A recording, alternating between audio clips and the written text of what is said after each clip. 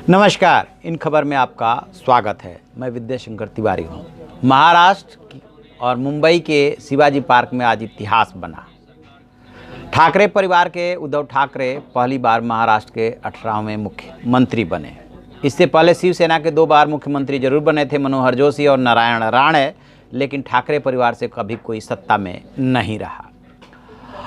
ये जो गठबंधन बना है, जिस गठबंधन के भरोसे यानी कि एनसीपी और कांग्रेस को मिला करके शिवसेना जो सरकार बनाई है, इसको लेकर के सबकी नज़र लगी हुई है कि ये बेमेल गठबंधन कब तक चलेगा, चल भी पाएगा कि नहीं चल पाएगा। क्योंकि उससे पहले जितना ड्रामा हुआ, जिस तरीके से इस गठबंधन ने सत्ताधारी दल बीजेपी से लोहा लिया, उसके बाद इसकी एकजुटता और बढ़ गई। इसलिए माना जा रहा है कि ये चलेगा। बेशक यदि ऐसा नहीं होता, जो ड्रामा हुआ वो नहीं होता, तो शायद इनमें जल्दी ही खटपट शुरू हो जाती, ऐसा माना जा रहा है। राजनीति का कोई भरोसा नहीं, उद्धव ठाकरे को कोई सरकार चलाने का अनुभव भी नहीं है। माना यह जा रहा है कि जो शरद पवार है एनसीपी प्रमुख, वही चाणक्य थे, वही चाणक्य हैं और वही चाणक्य रहेंगे, और उनके साथ मिल करके ही उद्धव ठाकरे को सरकार चलानी है। सबकी नज़र यूँ तो बड़े नेताओं पर लगी थी, लेकिन जैसे कि ममता बनर्जी, अरविंद केजरीवाल और भी जो बहुत सारे मुख्यमंत्रियों को, नीतीश कुमार वगैरह वगैरह को जो बुलाया गया था, उनका तो पहले ही कन्फर्मेशन आ गया था कि वो नहीं आ पाएंगे। प्रधानमंत्री नरेंद्र मोदी, गृह मंत्री अमित शाह, केंद्रीय मंत्री नितिन गडकरी जैसे नेताओं को भी बुलाया गया था, वो भी नहीं पहुँचे। लेकिन असल में जो नज़र थी वो थी कांग्रेस के अंतरिम अध्यक्ष सोनिया गांधी, पूर्व अध्यक्ष राहुल गांधी, प्रियंका गांधी सरीखे नेताओं पे कि क्या महाराष्ट्र में इतने दिनों बाद सत्ता का स्वाद चखने का मौका मिला है कांग्रेस को भी, ये लोग वहाँ आते हैं कि नहीं आते हैं।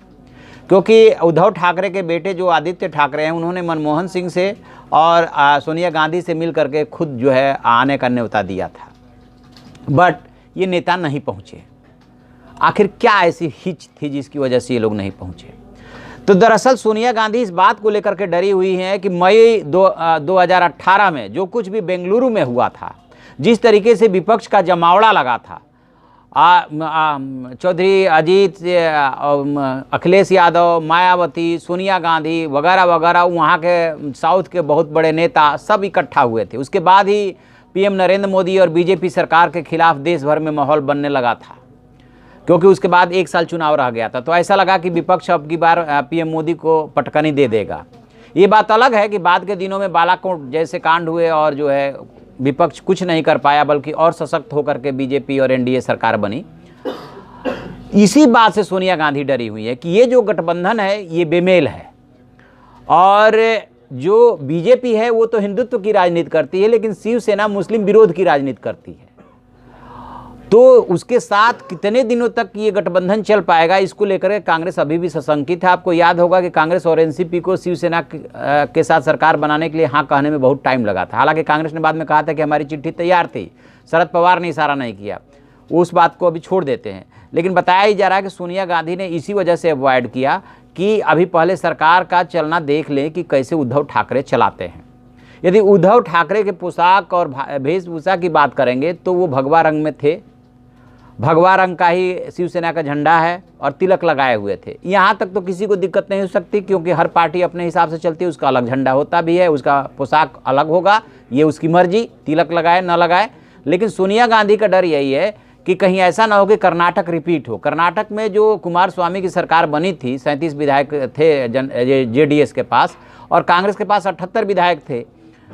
उसने समर्थन दिया, सरकार में शामिल हुई, लेकिन वो सरकार बामुश्किल 1 साल चल पाई, और जब गिरी भी तो इतनी बुरी तरीके से, इतना ड्रामा हुआ कि विधायकों का ले जा करके बाहर मुंबई के होटल में ठहराना, बचाने की कोशिश करना, स्पीकर का खुल करके आना, फिर जो है उसमें बहुत ज़्यादा कांग्रेस की किरकिरी हुई। इसी बात को लेकर के सोनिया गांधी को ये लग रहा है कि पहले देखा जाए, क्योंकि ये नया एक्सपेरिमेंट है, और नया जो एक्सपेरिमेंट हुआ है वो वहाँ के महाराष्ट्र के विधायकों के दबाव में हुआ है। क्योंकि जो 44 विधायक कांग्रेस के जीत करके पहुंचे हैं, उनका दबाव था कि सत्ता में, सरकार में शामिल हुआ जाए। जबकि केरल लॉबी या देश के 7 यूनिटों के जो अध्यक्ष थे, उन्होंने या और जगह से भी यही सलाह मिली थी कि नहीं, शिवसेना के साथ सरकार बनाना ठीक नहीं होगा, बाहर से समर्थन दिया जाए। लेकिन शरद पवार ने सोनिया गांधी को इस बात के लिए राजी कर लिया कि जिम्मेदारी हमारी है, सरकार में शामिल होइए, ताकि सरकार की स्थिरता और उम्र बढ़ जाए और ये एक मैसेज जाए। तो इसमें तो कहीं कोई दो राय नहीं है। बेशक विपक्ष का जमावड़ा यहाँ मुंबई में नहीं लगा, लेकिन ये जो संदेश गया है 30 साल पुरानी दोस्त शिवसेना जो बीजेपी से जिस तरीके से अलग हुई है, उपेक्षा का आरोप लगा करके, उसका हक न देने की बात का आरोप लगा करके, तो और जो छोटे दल हैं, जो बीजेपी के सहयोगी हैं, जो एनडीए के पार्ट हैं, उनके मन में भी खटका हो चला है। अब झारखंड का ही उदाहरण ले तो वहाँ पे आजसू का गठबंधन था बीजेपी से पिछले चुनाव में, लेकिन इस बार गठबंधन टूट गया। बीजेपी और आजसू दोनों इंडिपेंडेंट होकर के चुनाव लड़ रहे हैं। तो यहाँ से जो राजनीति शुरू हो रही है, बस यही एक वजह है जिसकी वजह से कांग्रेस जो है साथ जुड़ी है कि महाराष्ट्र बड़ा राज्य है, 288 विधानसभा के सदस्य हैं वहाँ पे, कि यदि यहाँ से कोई नई राजनीति शुरू हो रही है, नई धारा निकल रही है, बेशक शिवसेना के आने से ये माहौल बने, तो हो सकता है कि आगे चल कर के यूपीए का जो कुनबा कमज़ोर पड़ता जा रहा है वो मजबूत हो। क्योंकि एक बात और है, कांग्रेस भी सॉफ्ट हिंदुत्व की तरफ बढ़ चली है।